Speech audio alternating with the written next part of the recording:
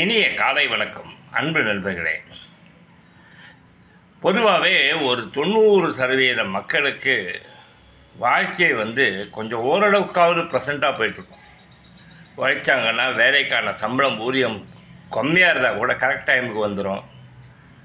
இப்படிலாம் ஓரளவுக்கு டீசெண்டாக போகும். ஒரு 20-30% பேருக்கு அப்படி டீசெண்டாக போகாது. அவங்க வேலையே பார்த்தாங்கன்னா கூட அந்த சம்பளத்தை கெஞ்சி பிச்சை எடுத்து ஞாபகப்படுத்தி அந்த அக்கௌண்டண்ட்டு மேனேஜர்களை ஞாபகப்படுத்தி வாங்கக்கூடிய ஒரு அருவருப்பான சூழல் ஏற்படும். அவங்க வேறு பயங்கர பிச்சை சொல்லிட்டீங்களா சார், ஞாபகம் இருக்குது சார் அப்படிம்பாங்க. மற்ற எல்லாருக்கும் சம்பளம் வந்துடும், அந்த மனிதர் மட்டும் தவிப்பார். வேறு யாரும் இல்லை, நான் தான். எனக்கு அது ஒரு ராசி. சின்ன வயசுலேருந்தே உழைச்சா கூட அந்த உழைச்ச ஊதியம் சரியான நேரத்தில் சேராது. சரி, காலையில் இதை சொல்லுவதற்கா இந்த வீடியோலாம் கிடையாது. இந்த செய்தி மூலம் நான் உங்களுக்கு சொல்கிறது என்னென்னா, ஆசீர்வாதங்கள் எந்த ரூபத்திலும் வரும், கெட்டதிலும் ஆசீர்வாதம் முடிந்திருக்கும். அதைத்தான் இன்றைக்கி செய்தியாக தலைப்பு செய்தியாக சொல்ல போகிறேன்.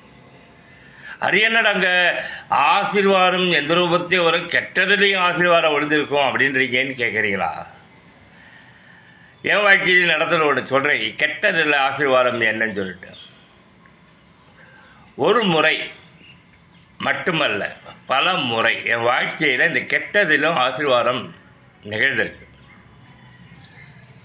ஒரு நண்பர்கள் என்கிட்ட ஒரு ப்ரொடியூசரை நான் கன்வின்ஸ் பண்ணி படம் எடுக்கலான்ருக்கப்போ, நெருங்கிய நண்பர் அந்த ப்ரொடியூசரை மயக்கி பேச்சில் மயக்கி விஜயகுமாரா வானாங்க நான் பண்ணித்தரேன்னு சொல்ல, அந்த ப்ரொடியூசரு அவருக்கு கொடுக்க என்னை கட்டி விட்டாங்க. ஒரு படம் நடக்கும்போது கடைசியில் அந்த படம் போர்ட்லேயே இல்லை, அரை நாள் கூட இல்லை. அந்த மாதிரி ஒரு படம் வந்ததே தெரியாது. அன்றைக்கி முதல்ல எனக்கு கெட்டதாக தெரிஞ்சது, பேர் உமாபாலன்னு வேறவர். அவர் பண்ண நல்லது, நான் நல்ல தெளிவாக மெச்சூரிட்டியாக நரசிம்மான்னு ஒரு படத்தை கதை எழுதி நல்ல வேலையெல்லாம் கற்றுக்கிட்டு அப்புறம் சினிமாவில் டைரக்ட் பண்ணேன், புலி ஒரு செட்டு. ஆனால் அன்றைக்கி அந்த ஆர்வக்கோளாராக நான் அன்றைக்கி அந்த படத்தை நான் டைரக்ட் பண்ணியிருந்தா சுத்தமாக ஆரம்பத்தில் 92-93 காலகட்டங்கள்லேயே நான் இண்டஸ்ட்ரியில் காணாமல் போயிருப்பேன். ஏன்னா அதுதான் சினிமான்னு நினச்சிருந்திருப்பேன். இதுதான் ஒரு உதாரணம். இந்த மாதிரி நிறைய உதாரணம் சொல்லுவேன் நான். அதனால் உங்கள் வாழ்க்கையில் கெட்டது நடந்துச்சுன்னு நினைக்காதீங்க, அது ஒரு நல்லதுக்கு தான்.